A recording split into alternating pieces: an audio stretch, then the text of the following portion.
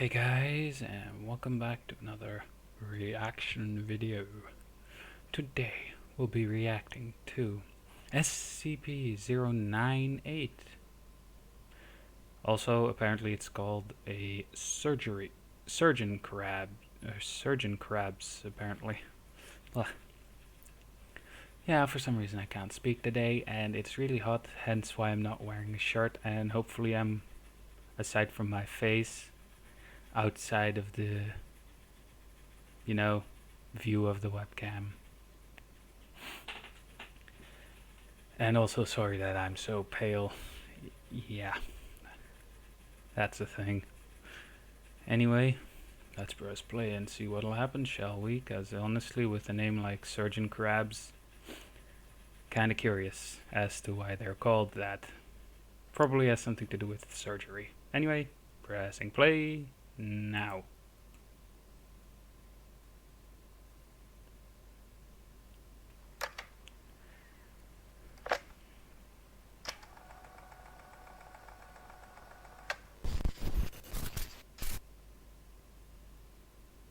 Good day everyone and welcome back to SCP Illustrated, entry log 119. While I work on the next proper video, here is another old Patreon one, namely SCP-098, also known as the Surgeon Crabs. This is a safe class SCP and this video does contain some minor scenes of violence. Meh. Without further ado, let's begin.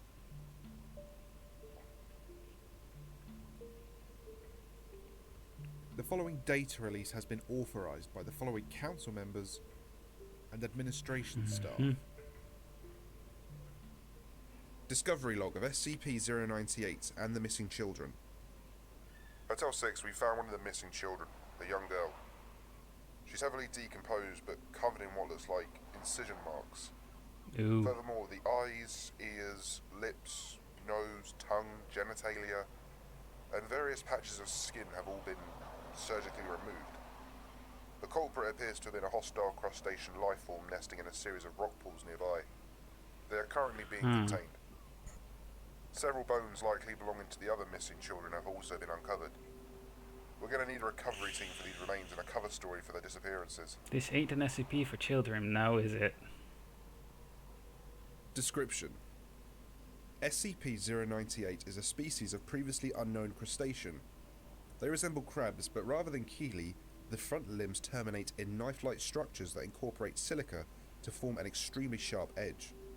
Specimens reach larger size than normal for land-dwelling arthropods, at 40 centimeters tall and as large as 60 centimeters across. Specimens of SCP-098 prefer an environment with ready concealment and shallow pools of water. They are able to breathe water and air, splitting their time between the two environments. They also are capable of vocalizations using a larynx-like structure attached to primitive lungs. SCP-098 demonstrate pack-hunting behavior when attacking prey. When specimens detect a prey animal, they will attempt to surround it. They will mimic the sound made by the creature, apparently to confuse it or to draw it into position. When ready, one specimen will approach. Honestly, yeah, I'm pausing the video because apparently some people don't like me talking in a reaction video. To which I say, watch the original video in that case, because that's how I make my videos. Anyway, this is a crab that they should,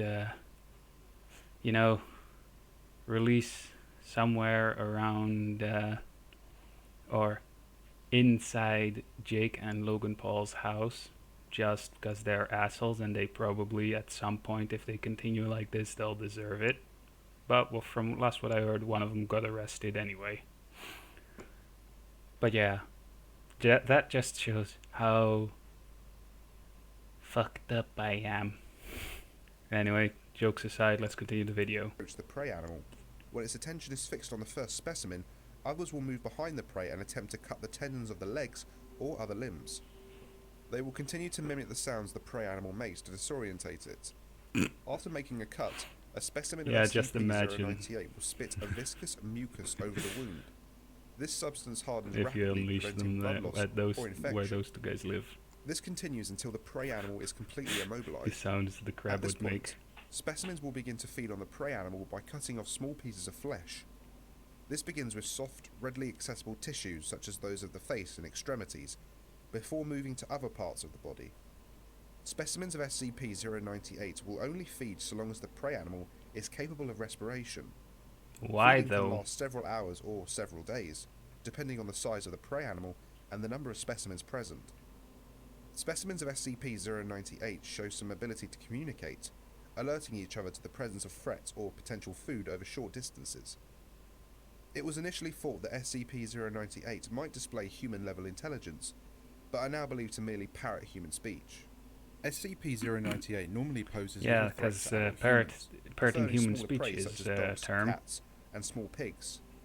However, they have attacked larger prey when a sufficient number of specimens were present, or else other food was unavailable. SCP-098 was discovered in Brazil after a rash of child disappearances. Oh, Special containment procedures. because you only find these kinds of crabs in Members Brazil. of SCP-098 are to be kept in a 10 meter by 20 meter room with small pools of water and a sandy substrate. Honestly, I would say the Rocks coast of and Africa driftwood are more to be left in likely. random arrangement for SCP-098 to nest in. The enclosure is to be cleaned on a weekly basis. During this time, all members of SCP-098 are to be accounted for first, to prevent injury or death to personnel or SCP-098. Any members of Because the crab really SCP-098 needs to that appear survive. ill or injured are to be removed and examined. Addendum 098-1 SCP-098 is more intelligent than previously thought. They adapt quickly to changes in their environment, and have shown an ability to remember patterns, such as feeding and cleaning times, and habitual movement of personnel entering their enclosure. Cleaning personnel must ensure that they regularly vary their routes through the enclosure to prevent incidents. Dr. Mann has taught several of them simple tricks, Dr. and they seem to Man. understand the meanings of several commands. Testing will continue. And that concludes. Yeah, and that's the video. Anyway, sorry that this is so short, but beats a half-hour video like Destroy All Humans, am I right? Anyway, calling a doctor Dr. Man is like creating an item in a game or like a book and calling it totally a book written by a writer. Get it? But, to be honest, I suck at naming things anyway, so I'm probably not someone who should have comment on that sort of thing. I mean, I already said I would, should I ever have kids, I'd name one of them Cthulhu, or give them the middle name of Cthulhu just for reasons. Anyway, hope you enjoyed the video, and I'll see you guys in the next video of whatever I'll be making. So yeah, bye.